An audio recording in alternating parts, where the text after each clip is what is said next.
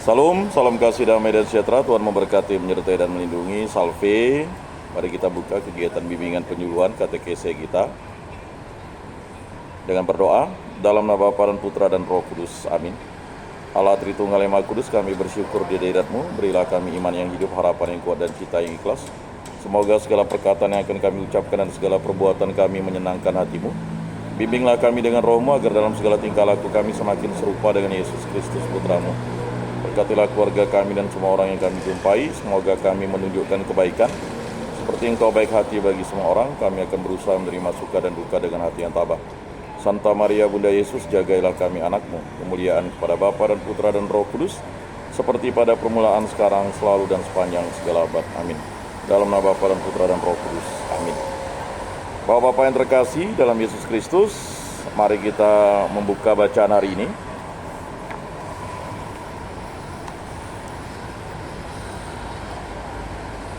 Mari kita membaca surat Rasul Paulus kepada jemaat di Filipi bab 2 ayat 5 sampai 11. Bagi yang sudah mendapatkannya, mari membaca. Bagi yang belum, mari mendengarkan dengan seksama. Bacaan dari surat Rasul Paulus kepada jemaat di Filipi. Saudara-saudara, dalam hidup bersama hendaklah kalian bersikap seperti Kristus Yesus. Walaupun dalam rupa Allah, ia tidak menganggap kesetaraan dengan Allah itu sebagai milik yang harus dipertahankan. Sebaliknya, ia telah mengosongkan diri dan mengambil rupa seorang hamba dan menjadi sama dengan manusia. Dan dalam keadaan sebagai hamba dan menjadi sama dengan manusia. Dan dalam keadaan sebagai manusia, ia telah merendahkan dirinya dan taat sampai wafat, bahkan sampai wafat di kayu salib. Itulah sebabnya Allah sangat meninggikan dia dan menganugerahinya nama di atas segala nama, supaya dalam nama Yesus bertekuk lututlah segala yang ada di langit, yang ada di atas dan di bawah bumi, dan bagi kemuliaan Allah Bapa, semua lidah mengakui Yesus Kristus adalah Tuhan. Demikianlah sabda Tuhan. Syukur kepada Allah. Selanjutnya mari kita membaca Mazmur bab 22 ayat 26b sampai 27.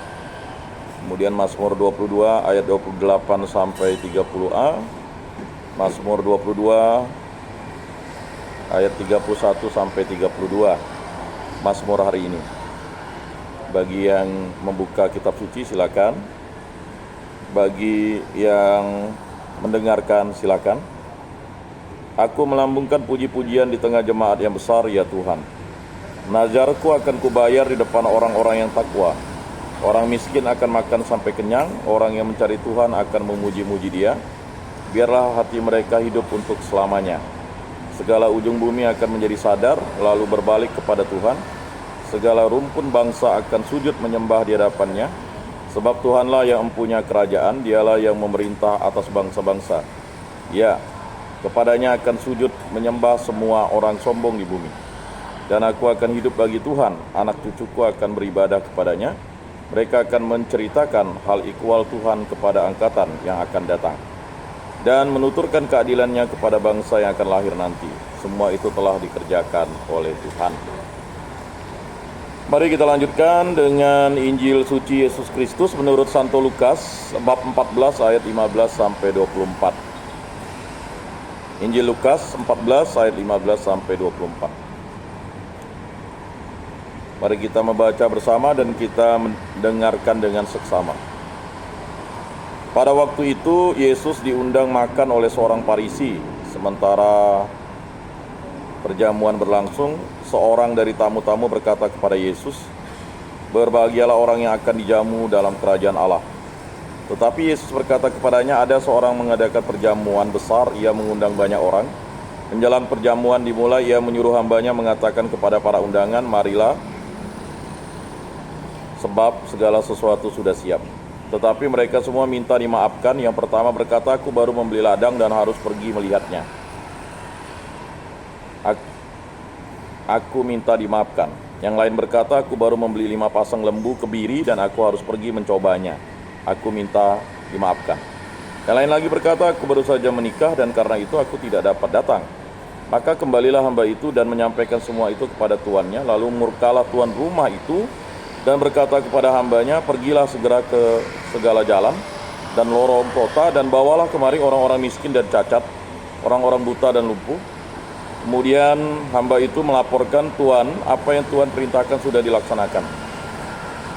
Sekalipun demikian masih ada tempat. Maka Tuhan itu berkata, pergilah ke semua jalan dan persimpangan, dan paksalah orang-orang yang ada di situ masuk, karena rumahku harus penuh. Sebab aku berkata kepadamu, tidak ada seorang pun dari para undangan itu akan menikmati jamuanku. Demikianlah sabda Tuhan. Terpujilah Kristus. Bapak-bapak, saudara-saudara yang terkasih, mari kita dalami 3 bacaan yang sudah kita baca tadi. Surat Rasul Paulus kepada jemaat di Filipi. Kita tahu kota Filipi adalah kota yang kompleks, kota di mana pertemuan antara orang yang dijajah, orang yang terjajah, orang yang menjajah, dan terjadi percampur adukan budaya, bahkan iman, agama menjadi kompleks. Dan Rasul Paulus mengingatkan jemaat di Filipi ini cukup dengan 1 surat saja untuk menegur mereka supaya mereka hidup dalam hadirat Tuhan. Saudara-saudara, dalam hidup bersama hendaklah kalian bersikap seperti Kristus Yesus. Nah, ini tegurannya yang sangat keras kepada jemaat di Filipi. Kalau surat Rasul Paulus kepada jemaat di Korintus itu 2 kali, surat Rasul Paulus kepada jemaat di Tesalonika itu 2 kali, tetapi di Filipi itu sama seperti jemaat di Roma, jemaat di Galatia, jemaat di Efesus, jemaat di Kolose. Di Filipi ini memang Rasul Paulus ingin mengingatkan bahwa hendaknya kita hidup di dalam Kristus Yesus. Jangan sampai kita menjadi pribadi yang tidak dimenangkan oleh Kristus. Karena kita sudah dimenangkan oleh Kristus, maka ini adalah teguran bagi kita. Ya, dalam hidup kita di dunia ini, ketika kita sudah dimenangkan oleh Kristus karena baptisan yang diberikan oleh Kristus kepada kita, kita sering lalu hidup kalah melawan ya, hawa nafsu kita, kalah melawan godaan iblis dan setan, kalah melawan godaan dunia. Dan ini sering terjadi dalam hidup kita, ya. Dan ini menjadi sesuatu yang memang harus dimenangkan oleh Kristus. Kita sudah dimenangkan oleh Kristus, kita sudah dibebaskan oleh Kristus, tetapi kita sering dikalahkan oleh 3 hal itu. Oknum-oknumnya adalah setan atau iblis, ya, kuasa-kuasa kegelapan, kuasa jahat, kuasa dunia ini, dan kuasa hawa nafsu. Kemarin ada yang bertanya, ya, mengapa kok orang yang melakukan kecurangan, bahkan orang yang melakukan kejahatan itu kok sepertinya kekayaannya bertambah-tambah saja. Nah, ini adalah suatu godaan kepada kita. Maka 3 godaan berat yang dialami oleh Yesus. Yang pertama, dia digodai oleh iblis untuk merubah batu menjadi roti. Ini adalah godaan materi yang luar biasa, keinginan hawa nafsu yang luar biasa. Begitu juga dengan godaan untuk menjadi superpower, superman. Ya, jika engkau menjatuhkan diri di hadapan Tuhan, ya, kamu akan, ya, diselamatkan oleh para malaikat karena kamu anak Tuhan, kan, jatuh dari ketinggian bait suci Allah. Godaan berikutnya adalah godaan menyembah. Kalau kau menyembah aku, ya aku akan memberikan semuanya yang ada di dunia ini menjadi milikmu. Nah, bayangkan, iblis itu seperti singa yang mengaum-ngaum. Nah, ini persoalan-persoalan yang akan kita hadapi. Jemaat di Filipi menghadapi itu karena jemaat di Filipi, ya, adalah jemaat-jemaat yang rapuh. Rapuh karena banyak godaan nih, terutama godaan materi. Godaan materi ini bukan sesuatu yang bisa kita bendung, karena memang ini menjadi persoalan bagi jemaat di Filipi. Walaupun dalam rupa Allah, ia tidak menganggap kesetaraannya dengan Allah itu sebagai milik yang harus dipertahankan.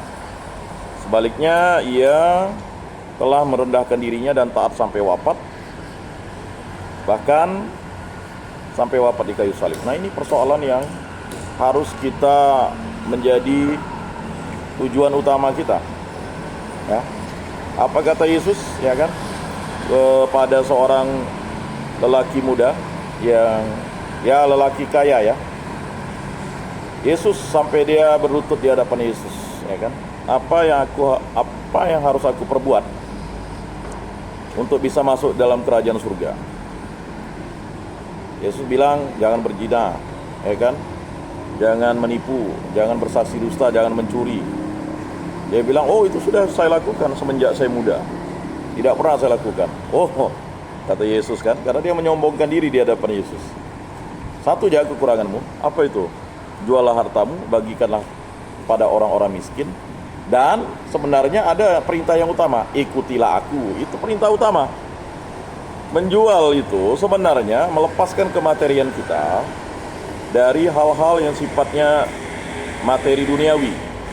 Nah, itu persoalan-persoalan yang akan kita hadapi.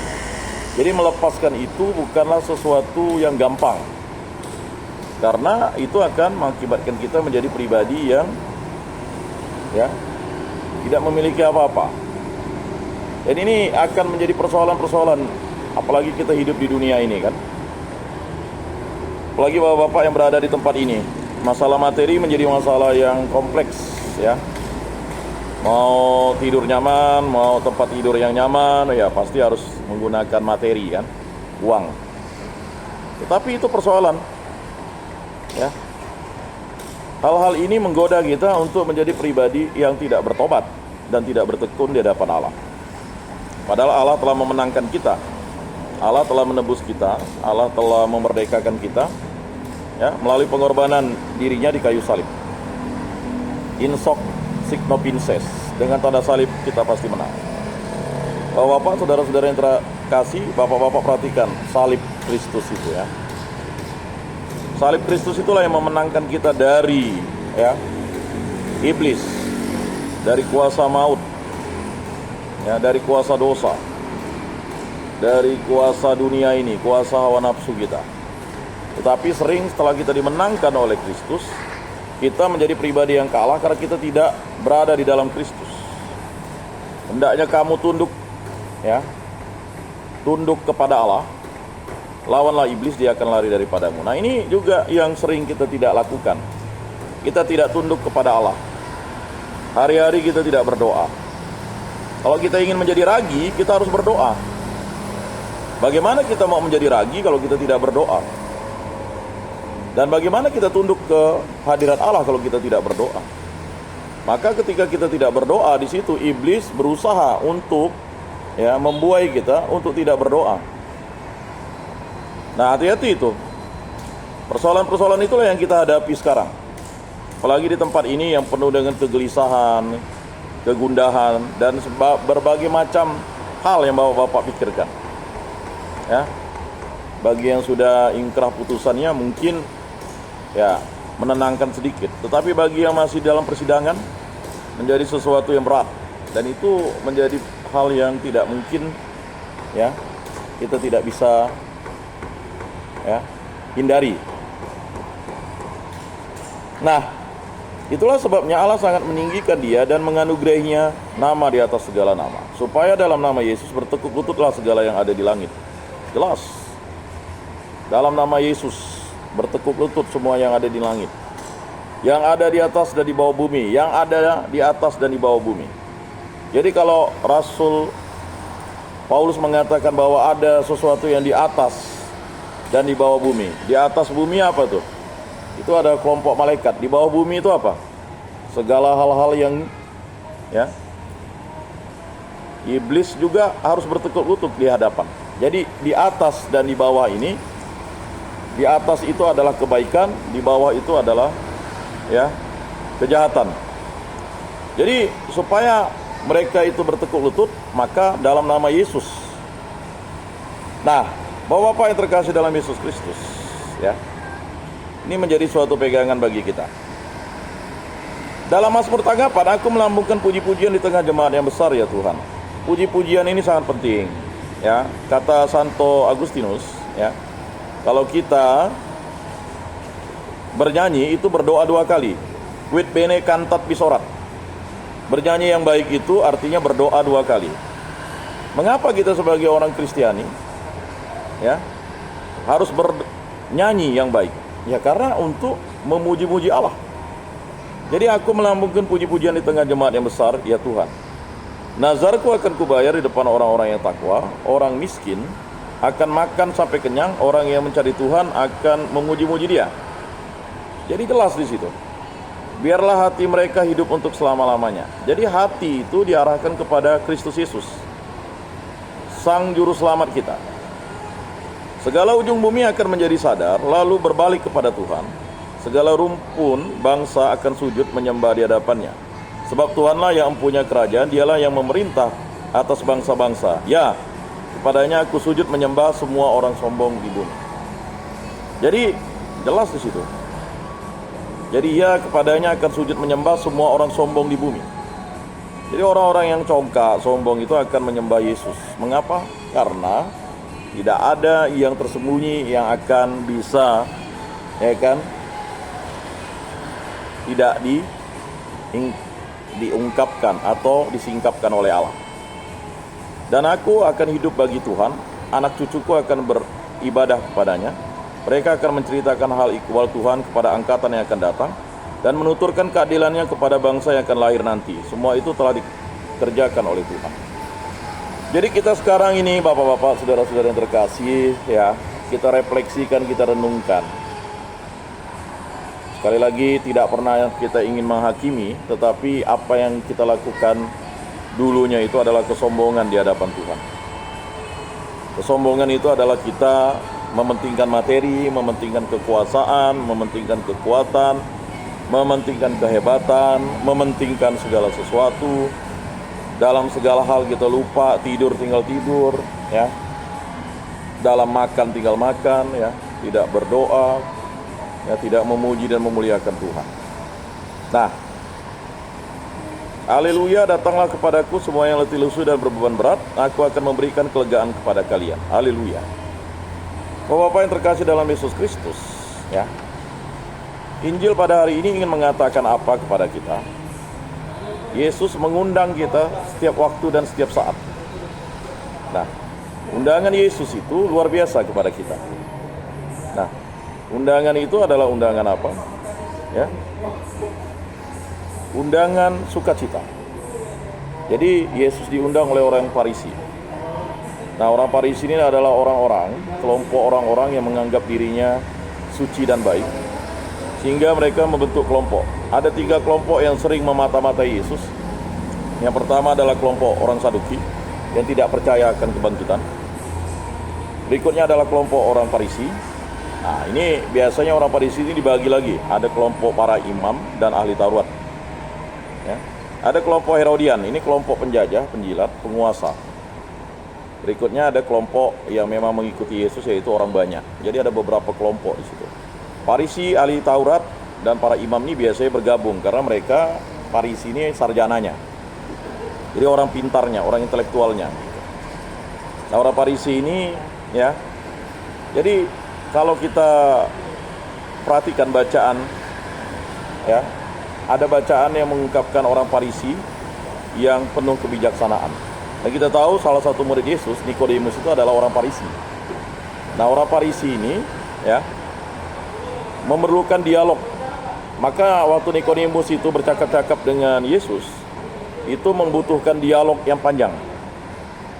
Baru dia sadar ketika Yesus tersalib, sehingga Nikodemus sebagai orang Farisi itu mempersiapkan 30 kilo rempah-rempah, 30 kilo ya, untuk, ya, merempahi Yesus. Dan ada orang murid Yesus yang kaya, Yusuf dari Arimatea itu, dialah yang akhirnya memberikan kubur kepada Yesus. Saya pikir kedua orang ini adalah orang-orang yang mengikuti Yesus, tetapi akhirnya dia bertobat, ya, ketika dia melihat Yesus yang tersalib. Makanya ketika kita datang ke gereja, kita melihat Yesus yang tersalib, apakah kita bertobat atau tidak, begitu. Nah, persoalannya apakah kita bisa merefleksikan salib yang kita hadapi, baik bentuknya kecil, besar, ya. Bentuk kecil besar itu kan karena, ya, sesuai dengan ukurannya. Kita datang ke gereja pasti melihat Yesus yang tersalib itu. Apakah ada pertobatan dalam hidup kita? Dan Yesus selalu mengundang. Karena korban dirinya lah kita diundang untuk hadir di setiap misa dan kebaktian yang diselenggarakan.